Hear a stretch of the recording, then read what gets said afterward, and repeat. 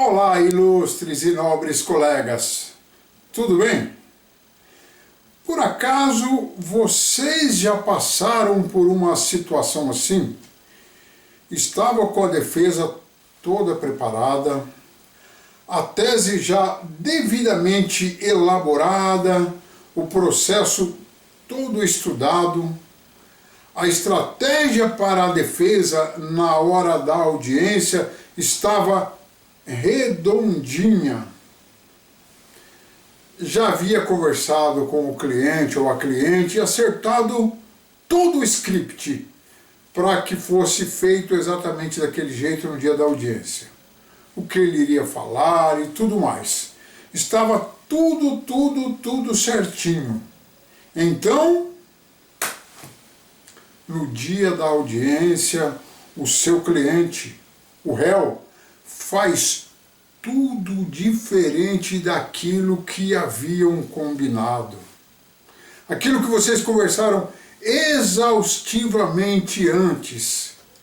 Então, todo o seu discurso, todo o seu estudo, todo o seu planejamento, a sua tese, for por ralo abaixo, porque a situação agora mudou de figura, no exato momento em que o cliente abriu a boca. Furou aquilo que foi combinado.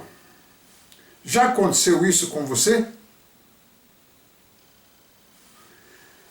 Ora, ilustres colegas, é óbvio que sim. Realmente é uma situação complicada, mas para nós que advogamos, não é raro acontecer isso. Não é raro acontecer de nos depararmos com uma audiência desse tipo, dessas que deixa você quase sem chão. Olha, para quem está no início e é um pouco inexperiente, é realmente muito complicado sair de uma saia justa dessa, né? Mas os advogados mais vividos, e bem por isso mais sofridos, conseguem ali se virar, fazer um salto mortal carpado lá, e afinal de contas não é o fim do mundo. Nós somos apenas e tão somente o representante do nosso cliente. E no final da história, o prejuízo vem apenas em desfavor do réu, em desfavor daquele cliente trapalhão, né? Lógico que um pouco de credibilidade, de respeitabilidade que o advogado tem, deve perder ele um pouquinho naquela audiência e tal, fica um pouquinho arranhado, mas numa situação dessa não é o fim do mundo. Como eu já disse, o prejuízo é do cliente. E isso realmente pode acontecer com qualquer um de nós, em qualquer situação e em qualquer audiência. É uma caixinha de surpresa. E essa que eu vou relatar ocorreu em um júri bastante difícil. Destaco antes que isto não me foi relatado, nem dito por alguém, e nem eu li em lugar nenhum. Eu vivi esta situação lá, na trincheira da tribuna da defesa. O caso foi o seguinte: a mulher que eu fiz a defesa depois, ela era cabeleireira, casada, com 2 filhos pequenos, uma menina de 9 e outra de 8 anos, um menino de 8 anos. O marido dela era frentista, trabalhava de frentista em um posto de gasolina lá da cidade, e tudo ia muito bem. Até que a mulher cabeleireira, vai para lá, vem para cá, então acabou arrumando um amante. No salão que essa minha cliente trabalhava, tinha também mais outras 2 funcionárias. Uma cabeleireira e a outra era manicure. E por óbvio, né, elas sabiam deste relacionamento, dessa pulada de cerca, esse caso fora do casamento que a colega tinha. Inclusive, o indivíduo lá, o cidadão, o amante dela, de vez em quando ia lá no salão, no fim do expediente e tal. Bom, essa cabeleireira trabalhava o dia todo, mas tinha uma rotina em seu comportamento lá. E as suas amigas conheciam, que era o seguinte, essa rotina. Todas as tardes, por volta das 13 horas, 13h30, assim, o seu marido ia levar as crianças, que ele tinha pegado elas na escola, dado o almoço, e ele ia trabalhar e levava as crianças lá para o salão. O salão era no andar de cima de um prédio, e lá da janela dava para ver lá embaixo, e a minha cliente escutava a buzina do carro, ela saía lá na janela e visualizava de lá ele abrir a porta, tirar as crianças e as crianças entrarem no prédio, e elas ficavam lá até as 18 horas, que era a hora que ela saía, e quando ela voltava para casa, voltava de carona com a outra cabeleireira que morava lá perto. Bom, e o marido utilizava o veículo para ir para o posto e voltar já meia-noite, é o horário lá que ele terminava sua tarefa lá. Tá. No dia dos fatos, o marido chegou na porta do prédio, buzinou, abriu a porta, as crianças saíram, mas a cabeleireira, essa minha cliente, como era de costume, ela não repetiu aquela sua rotina de costume, ou seja, ir até a janela e acompanhar a entrega das crianças, a saída das crianças do carro e entrada no prédio. E as crianças, nesse dia ela não saiu na janela, as crianças ainda estavam subindo a escada quando se ouviu disparos de arma de fogo. E mesmo assim, a minha cliente, a mulher lá, a cabeleireira, ela não saiu na janela. Mas as outras duas que trabalhavam lá com ela foram ver o que estava acontecendo e ainda viram uma pessoa correndo e entrando num veículo, num outro carro. E o carro do seu marido estava lá na frente, parado na porta do prédio. O que ocorreu? Ele teria sido vítima de um possível latrocínio. Estava lá na porta do prédio, baleado, morto. Foi baleado naquele momento. Pelo menos foi o que deu a entender lá naquele momento. A minha cliente ficou desesperada, começou a gritar, fez aquele carnaval, abraçando os filhos dela, e foi até lá no carro, meu marido, e coisa e tal, e papa, e aí passou. Feita a perícia foi feita, as duas funcionárias não souberam informar que carro era aquele que o indivíduo saiu correndo e entrou, e nem tampouco elas souberam dizer a característica daquela pessoa que elas viram correndo. Também ninguém mais soube dar qualquer tipo de informação, a não ser que o carro era cinza e parecia um Palio. Mas nada mais do que isso. Perguntaram então para minha cliente se ele tinha inimigos, se ele tinha alguma rixa, algum inimigo, e como era a vida dele e tal, aquela história toda, né? E ela disse que ele devia para agiotas. O delegado então, ele falou, bom, vamos prender o celular do seu marido. Aí ela falou assim, olha, no dia lá que ele foi baleado, eu estava tão assustada que eu fui até lá no carro, eu peguei o celular dele, levei lá para o salão, e aí naquele corre-corre, naquele apavoramento, o celular dele desapareceu. Ah é? Poxa, então, e o seu celular? Me entrega seu celular. Os dois celulares desapareceram naquele dia. Aí isso acendeu a luz verde da investigação, né? E aí, posteriormente, eles também ficaram sabendo que ela tinha um amante. Mas ela também não sabia dizer onde ele morava, qual que era o nome, disse que era negócio lá, pegou pela internet, não sabia detalhe nenhum sobre esse cidadão.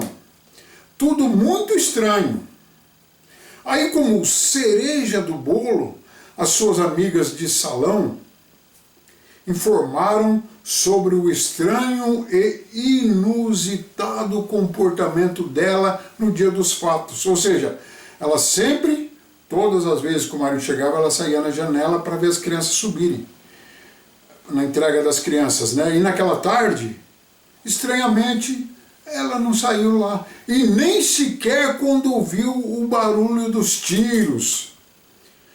Pior ainda, olha só que amigas, hein? Elas disseram que a colega pediu para elas não falarem nada sobre a existência desse tal amante. Então ela acabou sendo indiciada como mandante de um homicídio qualificado pela qualificadora recurso que dificultou a defesa do ofendido. E o delegado também colocou o motivo torpe. Tá? E pelo pedido que ela fez para as amigas, que nesse caso aí já eram testemunhas, né, que omitissem o relacionamento dela, que omitissem a existência desse caso extraconjugal, o delegado então pediu a prisão preventiva. Olha, aqui eu quero fazer uma observação. Se o seu cliente estiver sob investigação, oriente ele a não fazer qualquer contato com testemunhas, parentes de vítimas e coisa e tal, pois pode ficar caracterizado aí um dos requisitos para a decretação da prisão. Daí então, a coisa complicou para minha cliente. Mas vamos lá. Depois que ela foi presa, ela não tinha parentes aqui, só lá no norte, era lá do norte. E lá viviam os parentes dela. O casal de filhos, então, ficou na guarda da avó paterna, que era a sogra dela.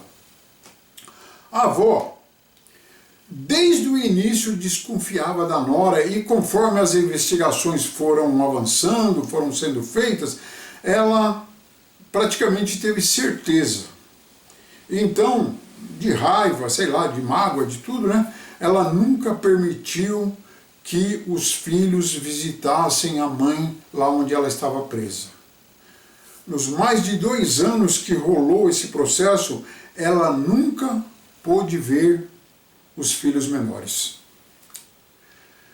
Embora eu fosse advogado dativo nomeado pelo Estado lá naquela causa, eu fui até o CDP, eu não costumo ir, quando a gente é dativo, a gente não tem esse costume. Eu fui lá falar com a cliente para acertarmos os detalhes finais para o júri. E lá, chegando, eu encontrei uma mulher bastante sofrida, chorosa, em lágrimas, em razão, lógico, do afastamento de seus filhos. Conforme eu já disse, ela não tivera contato nenhum desde quando ela entrou presa, né? Mas ela era marruda. Ela não abriu a verdade dos fatos nem para o advogado, ela continuava alegando inocência. Eu como advogado, eu tenho que defender a tese do meu cliente. Embora eu particularmente não acreditasse muito naquela versão, mas eu não estou ali para que seja respeitada as minhas dúvidas, mas a do cliente. Mas o que eu posso fazer é colocar uma tese paralela, mas a tese do cliente não é o convencimento do advogado que deve prevalecer, mas sim a tese do réu. Bom, eu informei ela sobre os riscos dela manter aquela postura dela, se ela confessasse, se tivesse alguma coisa para confessar, teria atenuantes e tal, poderia tirar as qualificadoras e tal e tal. E aí conversamos tudo e dei as orientações técnicas E aí eu falei, ó, o risco é todo seu, não tem problema, nós vamos fazer do jeito que você quiser. Então nós traçamos a estratégia da negativa de autoria, explorando a negativa de autoria. E aí eu falei que as escassez das provas, dos indícios, aqueles indícios poderia não ser prova suficiente para uma condenação, ia depender muito de como o promotor iria explorar aqueles indícios, e nós faríamos tudo para derrubar aquelas provas precárias, né?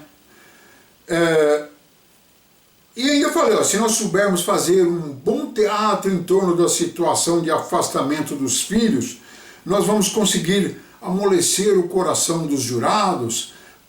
Se alguém tiver dúvida nas provas, pode ser que a gente consiga, com base na piedade, em razão do sofrimento seu com os filhos, a gente consiga alguma coisa. E, bom, a minha tarefa seria trabalhar bem os indícios de prova, derrubar os indícios de prova, que seria o que? O sumiço dos celulares, a existência de um amante que ela tentava esconder, o comportamento fora do normal no dia do crime. Essa era a obrigação da defesa, derrubar esses argumentos aí.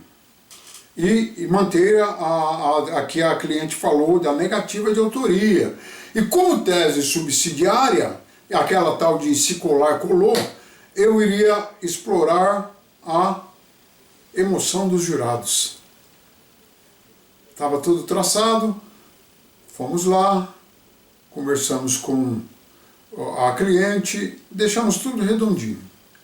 A minha tarefa era trabalhar a psicologia dos jurados, o estado emocional dos jurados, ou seja, mostrar uma mãe presa, inocente, sofrendo pela falta dos filhos.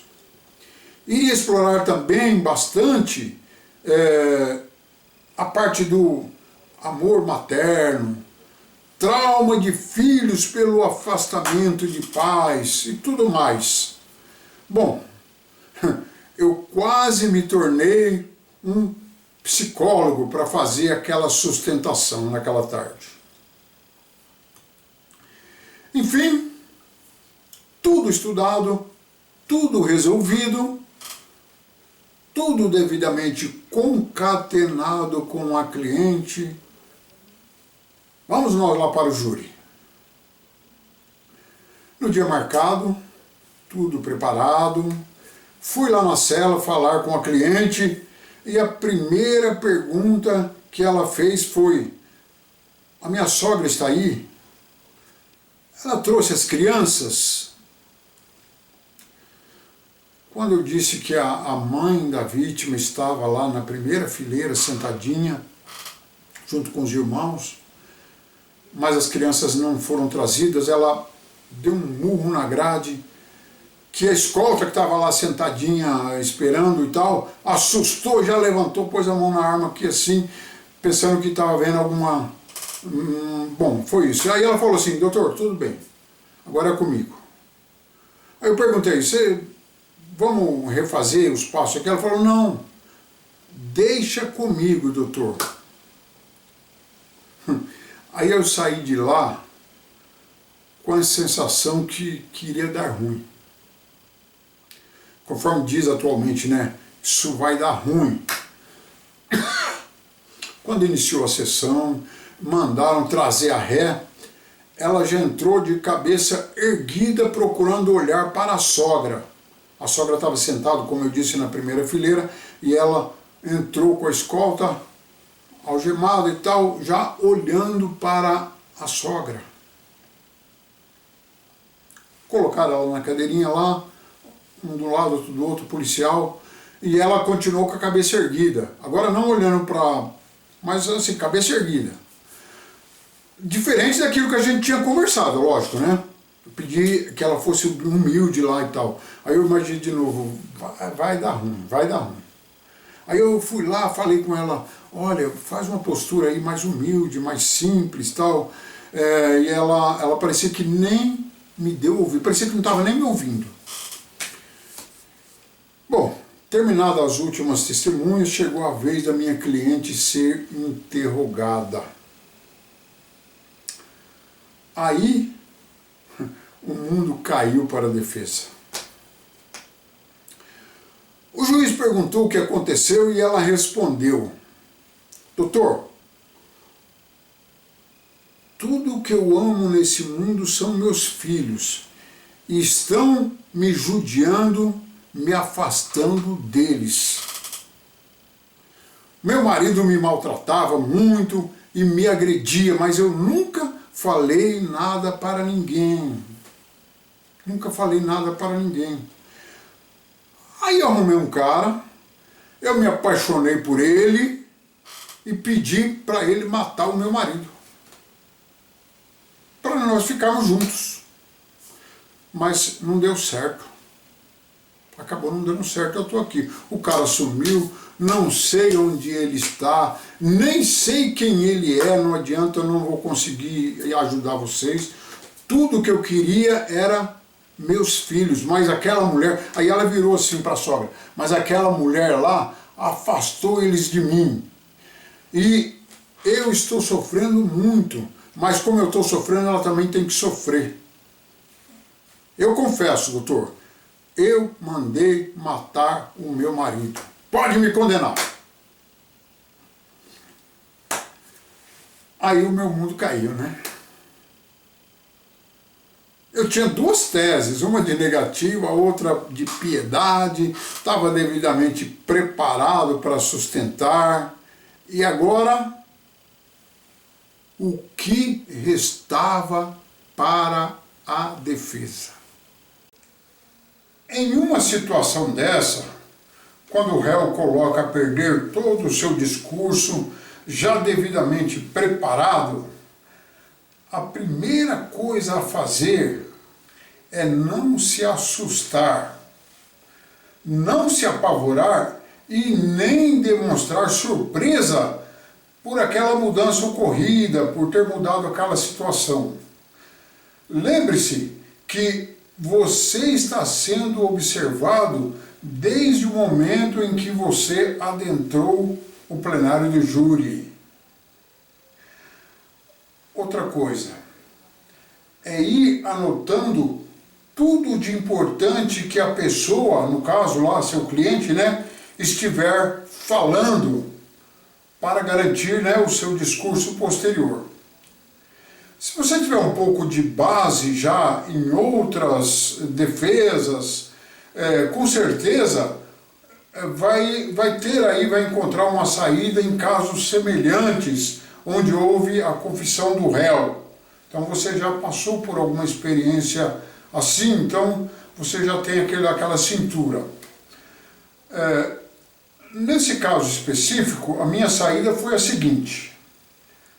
Antes eu quero esclarecer que se tratava de um crime de mando, aquele crime previsto no artigo 29 do Código Penal, onde o coautor é responsabilizado pela participação conforme a teoria monista em vigor, que seria aquela teoria unitária. Aquele que participa responde pelo mesmo crime, pelo mesmo resultado do crime. Conforme a ré foi falando, eu anotei as seguintes informações. Primeiro, ela confessou. Então, tem a circunstância da atenuante da confissão lá do artigo 65 do Código Penal.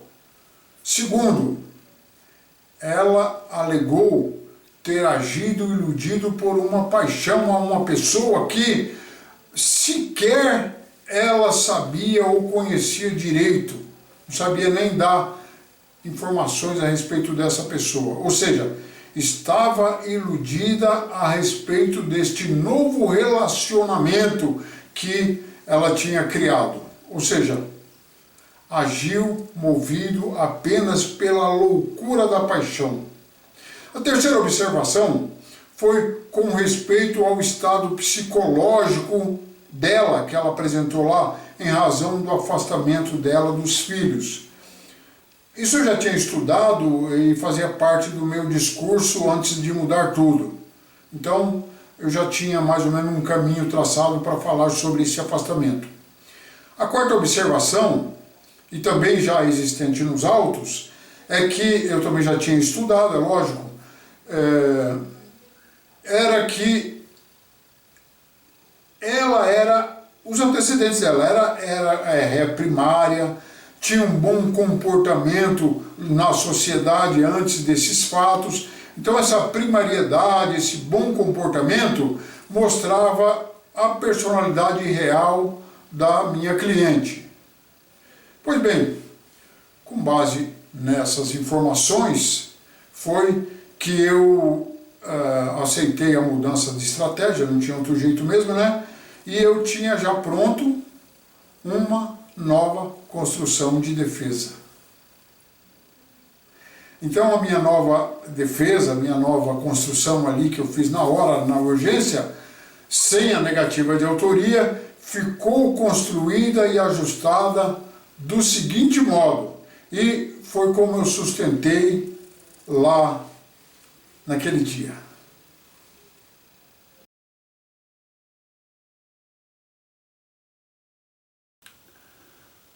A sustentação a seguir trata-se de uma mera demonstração que serve para efeito simplesmente didático, não reflete o clima tenso existente em um julgamento pelo tribunal de júri, no que tange aos argumentos, à eloquência do discurso, o uso do tempo legal e demais ocorrências existentes naquele momento. Uma mera simulação jamais poderá se comparar ao fragor da batalha.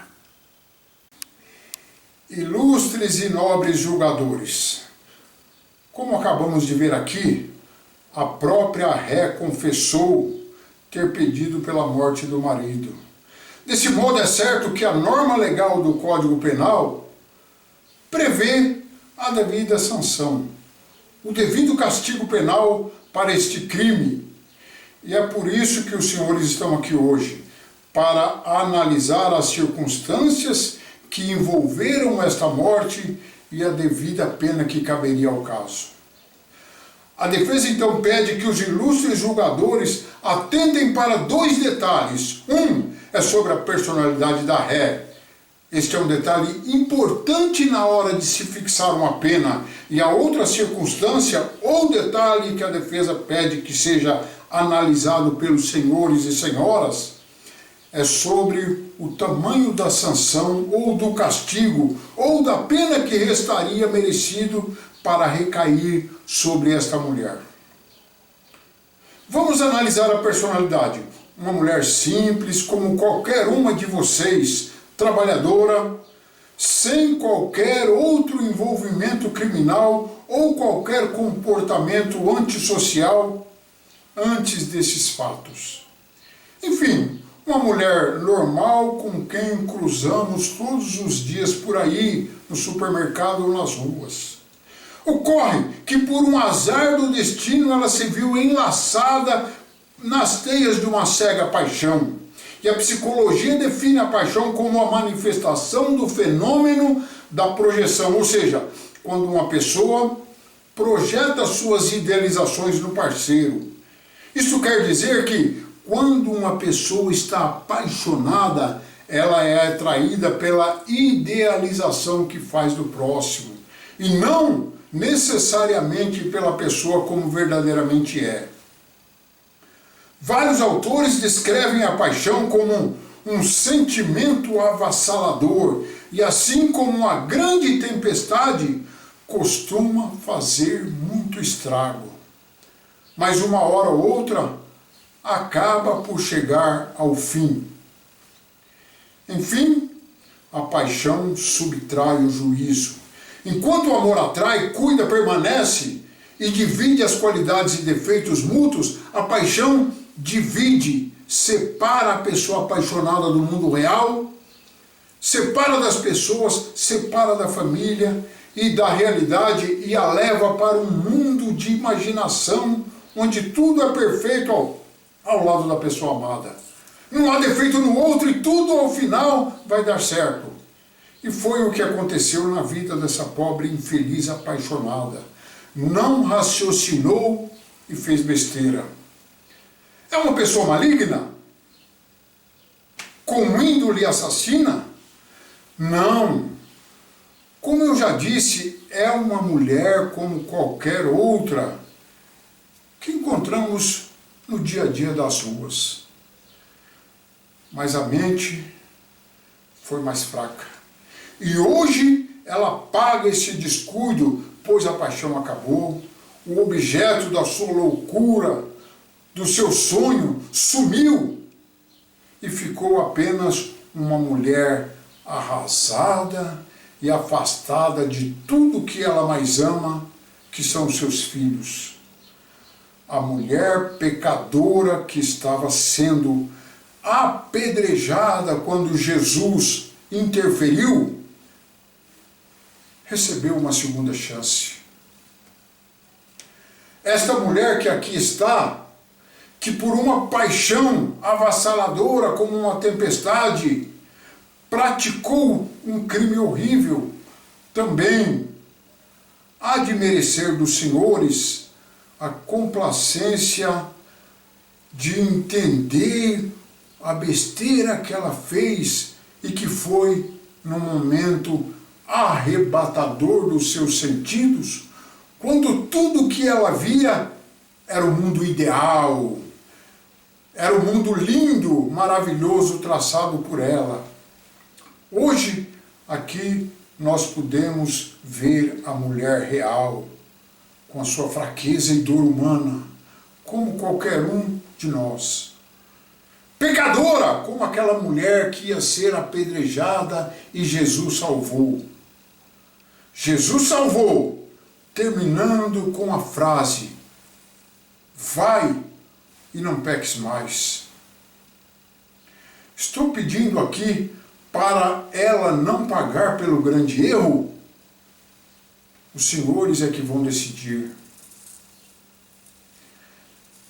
Eu disse que seriam duas circunstâncias para os senhores considerarem lá dentro na sala secreta.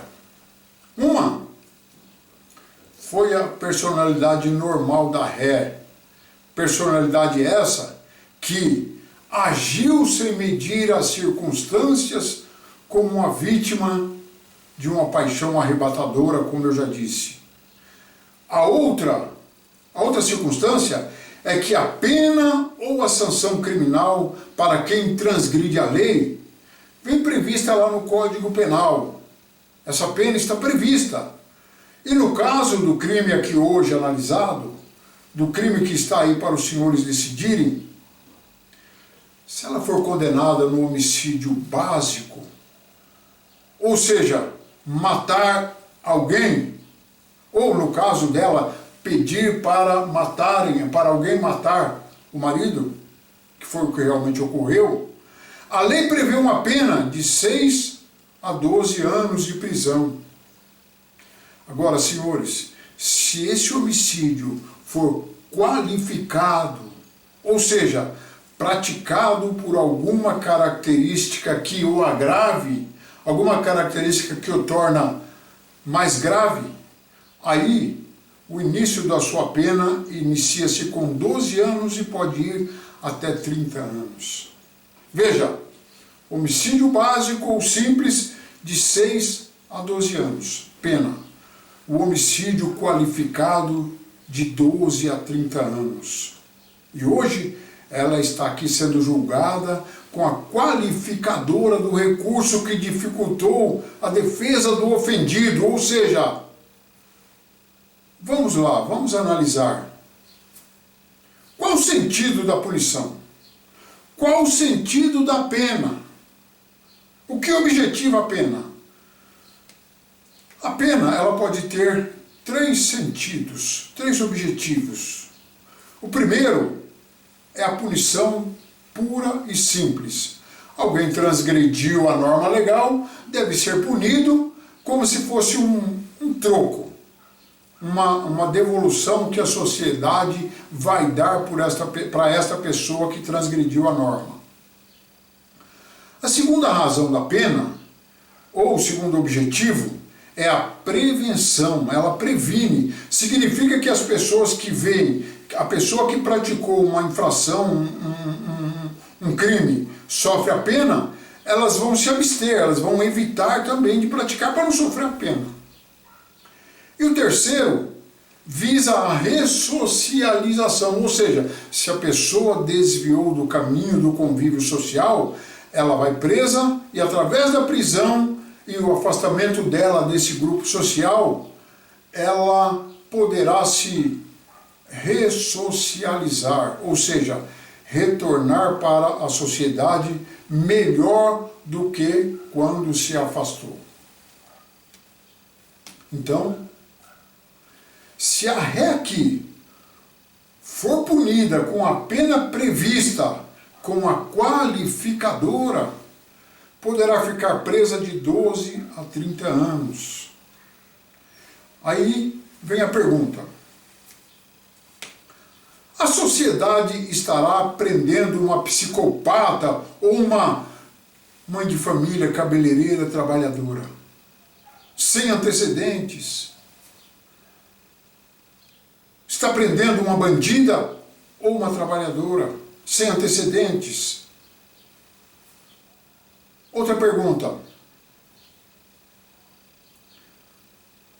se ela ficando presa por 12 a 30 anos, outras pessoas iriam ver isso e falar: não, eu não vou ter mais paixão. Haja vista que a paixão é um mal que a sociedade tem desde que existem as pessoas. As loucuras existem desde que existe o ser humano. Ou então, se ela ficar presa por todo esse tempo e depois vai voltar à sociedade, ela vai voltar melhor? Senhores, hoje a defesa vem pedir justiça, não vingança.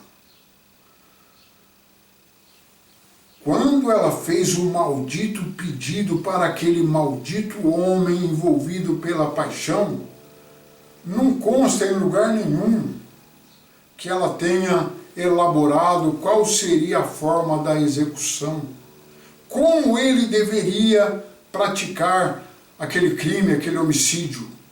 Portanto, senhores, embora ela tenha sido a que pediu o crime, ela não estabeleceu que fizesse lá uma armadilha, ou que o cercasse, ou que fizesse qualquer comportamento que dificultasse aquele crime que ela pediu para ele fazer.